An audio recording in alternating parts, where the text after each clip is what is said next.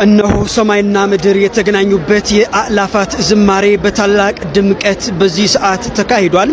ይህ ለሶስተኛ ጊዜ የተዘጋጀው ታላቅ መንፈሳዊ መርሃ ግብር በሰማይ ያሉ መላእክት ፈጣሪን ቅዱስ ቅዱስ ቅዱስ እያሉ እንደሚያመሰግኑ ሁሉ ዛሬም በምድር ያሉ አእላፋትም በአንድ ቃል ፈጣሪያቸው እያከበሩ አምሽተዋል።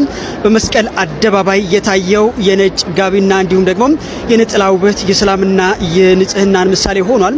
በሚሊዮኖች የሚቆጠሩ አማንያን በአካልና በኦንላይን የታደሙበት ይህ ዝማሬ ስለ ምስጋና ብቻ ሳይሆን ስለ ኢትዮጵያ አንድነት ፍቅርና ተስፋ ትልቅ መልእክት ያስተላለፈም ሆኗል።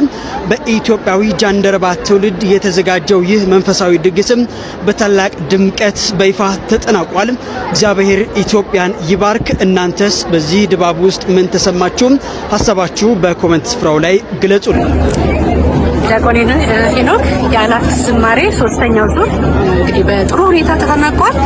እስቲ በመላው ዓለም ለሚኖሩ አድማጮቻችን በኤስቢኤስ የአማርኛ ቋንቋ ፕሮግራም ምን ትለናለህ ስለ ዛሬው ፕሮግራም? እንኳን ለብርሃነ ልደቱ በሰላም አደረሳችሁ።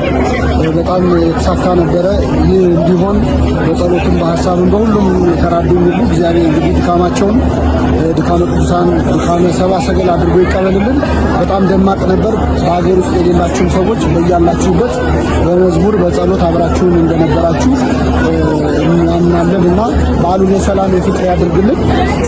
የኤስቢኤስ ሬዲዮ አድማጮች በሙሉ እንኳን አደረሳችሁ። እንኳን ለብርሃነ ልደቱ እንዲሁም ለብርሃነ ጥምቀቱ ጭምር ዋዜማ እንኳን ባለፈው ሜልበርን በመጣ ጊዜ እንግዳችን ነበርክ። ዛሬም አዲስ አበባ አግኝተንሃል። ጥሩ ዝግጅት እንዳቀረብክ አይተናል። በጣም ነው የምናመሰግነው። በኤስቢኤስ የአማርኛ ቋንቋ ዝግጅት ክፍል ስም እኔም አመሰግናለሁ። ከአውስትራሊያ እዚህ ድረስ መጣችሁ ደግሞ ኢቨንቱን ስለታደማችሁ ስለዘመራችሁ በጣም ደስ ብሎናል። መልካም በዓል። መልካም በዓል።